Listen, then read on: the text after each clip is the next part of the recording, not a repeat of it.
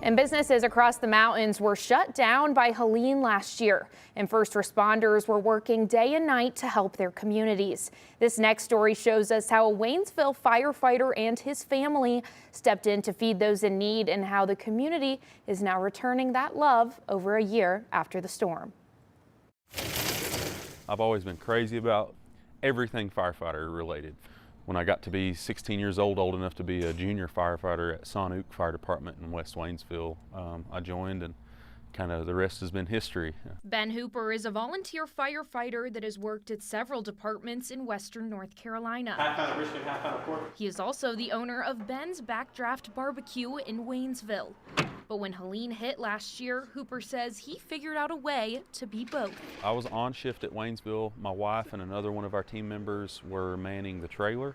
I was at the fire department and I saw all of the key factors in the area letting me know that this was a lot worse than we expected. Communications were down across the western part of the state and into Tennessee. And as Hooper was working to help those stranded, he was also worried about his family. When I lost that contact, it was a very eerie feeling. But he says when he finally got in contact with his wife, Bailey, they knew it was time to step in to help in another way.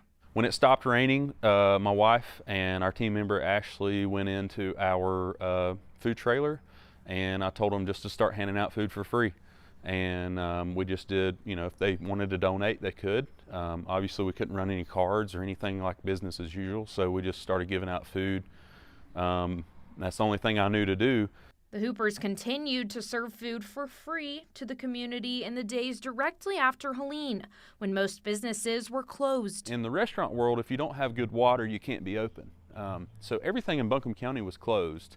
And I don't know, I guess it's just kind of where I'm pre-programmed from being in the first responder world. Like we show up no matter what, whether we're having a good day or a bad day, whether we want to or not, we have to show up for our community every single day that we're here.